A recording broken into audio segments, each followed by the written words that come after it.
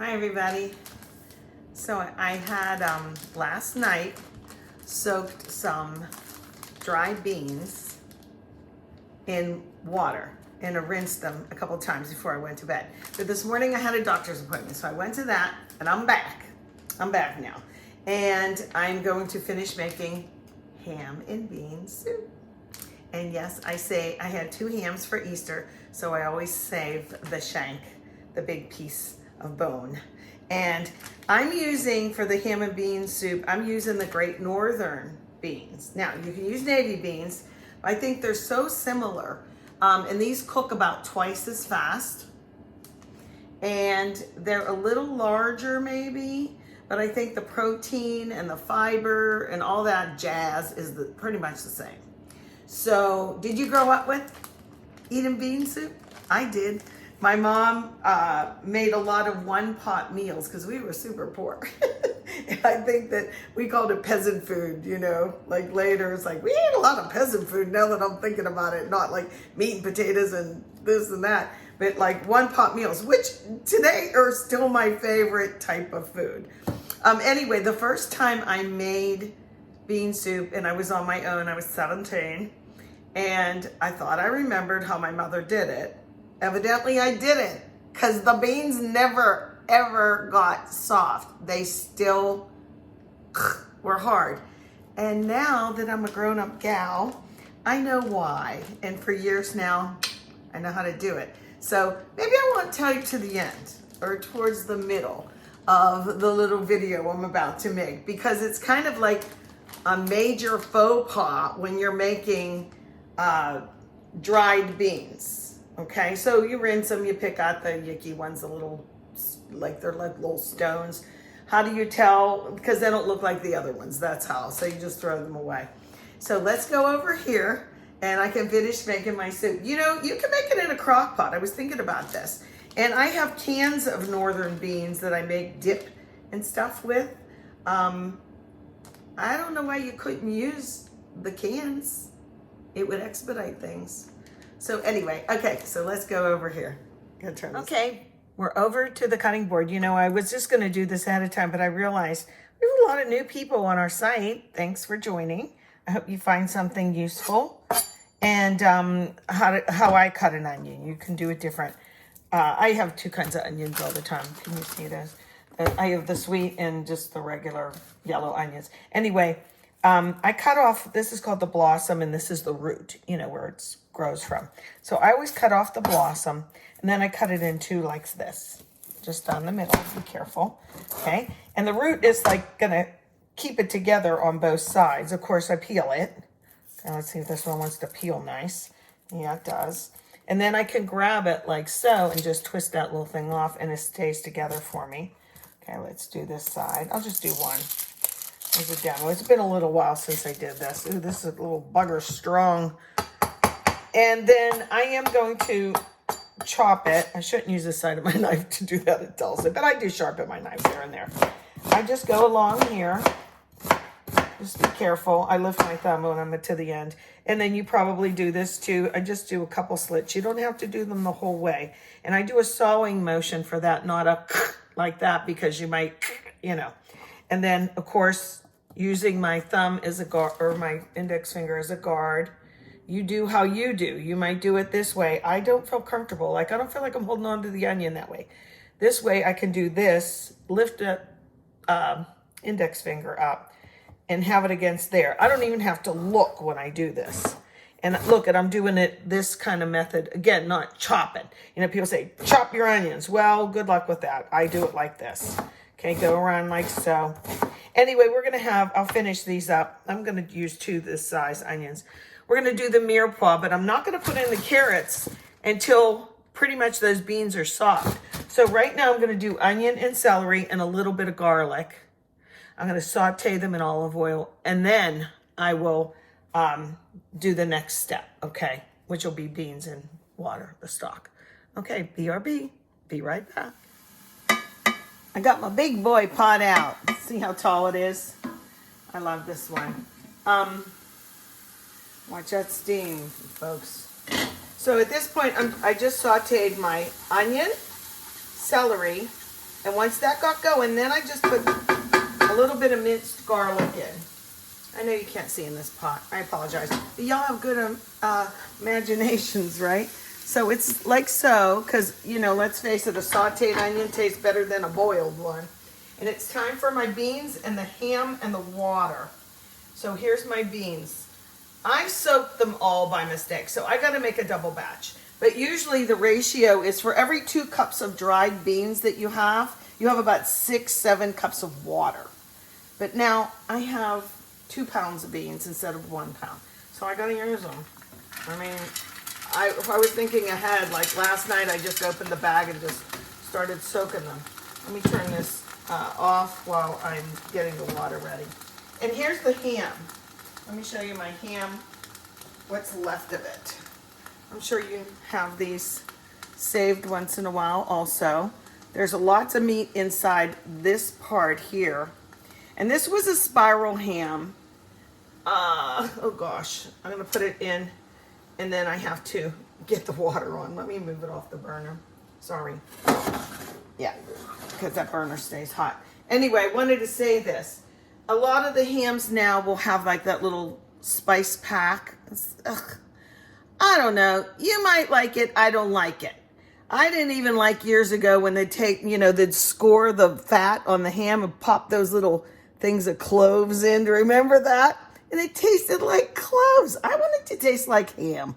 So whenever I take mine out of the pack, my ham out of the wrapping, the foil and all that jazz, I throw that little packet away, 1, and 2 is I rinse the crap out of the skin.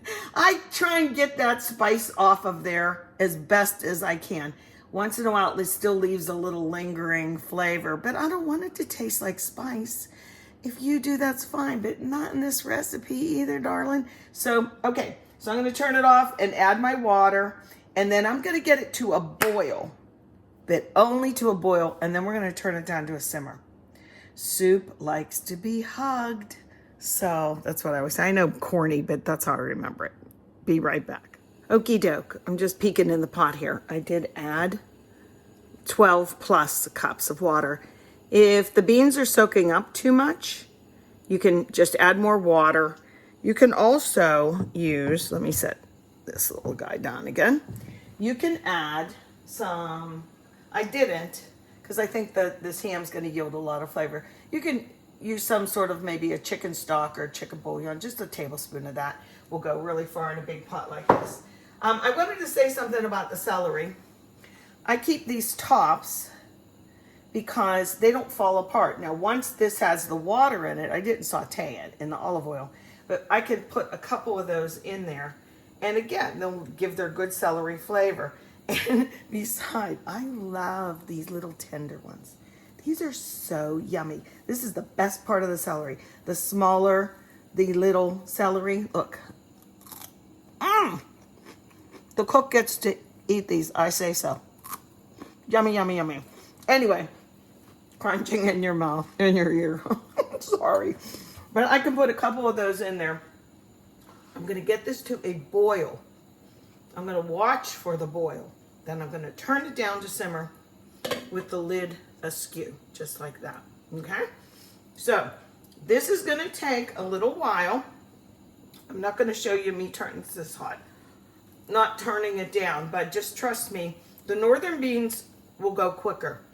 Just a couple of hours. Now, that sounds like a lot, but that's why I soaked the beans last night when I came home from my appointment. Now I'll get it on. Okay? Because it's still, you're not even, is it noon? I don't even know what time it is. Oh, and another thing about celery, when I was cleaning up, remember, I'm going to put the carrots in later. I don't want them to dissolve and be mush.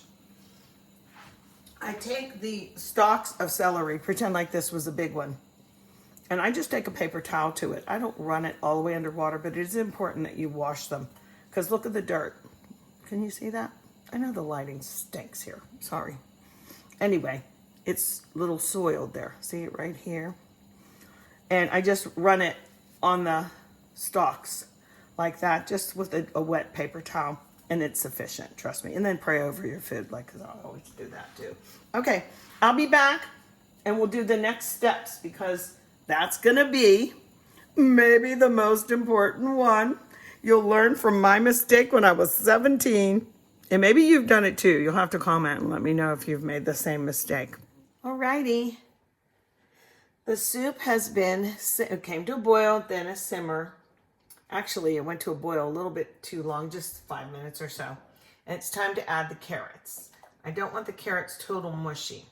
Here, let me show you the beans. These are a little bigger than navy beans. They're barely in the camera, but I think you can see them. And they have just the tiniest center that's still al dente. That's okay. And oh, and the ham, oop, it almost fell on my mat, is pulling away from the bone. And pretty soon more and more of it will be away from the bone. I'll take it out, cool it, and then pick off pieces of ham and put them back in to this broth. Boy, this broth is looking good too. But it's time for the carrots, and then I'm going to tell you how I goofed up when I was 17. Well, at least the story of the bean soup when I was 17. I'm sure I goofed up a lot in a lot of areas when I was 17. Yeah, I lived on my own. Can you imagine? Anyway, here, I'm going to pull the camera around. Okay, so my huge mistake when I made bean soup the first time was that I remembered how my mom made it and what was in it, but I didn't take heed of the order that you put them in. You know how I did the beans and the ham and the water or stock? Let the beans get soft first. Then you put your carrots in and blah, blah, blah. But at the end, we always put something that was acid in, which was ketchup. Don't give me that look through the computer if you're thinking ketchup and soup. Yeah, ketchup and soup. It's tomato concentrate from ripe red tomatoes, some vinegar and some spices and onion powder, blah, blah, blah. Ketchup can be used many ways as a flavoring agent, but I put the ketchup in too early. And what happens is when you put an acid in with beans that aren't all the way soft, they kind of, for lack of a better term, seize up and they're never going to get soft. That's my big tip. So I might add, I am going to add ketchup, by the way. I might add a few of these, just a few of them chopped up little, and then because I don't have any other kinds of tomatoes, you can use tomato soup, just a little bit in that pot, or a little smaller can of like maybe crushed tomatoes in there, or you don't have to put any kind of tomato product in. But I really like it like that. That probably because that's how I grew up. Of course, isn't that always the way you like how things when you grew up? But I'm going to, but I'm going to wait till they are totally soft. And I'm telling you, when I made that first thing of bean soup, it was probably 7 hours. It was still like all al dente. So that's my big tip. So after this is soften the carrots, and the beans are the rest of the way. I'll take out that ham, pick it apart, put it back in, and then I'll add some acid, some tomato, acidic items. And like I said, maybe I think, you know what I think I'm gonna do? I'm gonna add a little bit of soup and a little bit of this, and then kind of go from there. Oh, and don't add salt until the end. That's another thing. Don't add your salt. Don't add anything acidic. All right, see you on the rebound. And I think we're just gonna have like grilled cheese sandwiches with us tonight. It's a nice cool rainy day. There you go. Here's what we were making today. Bean soup, ham and bean soup, and it's finished.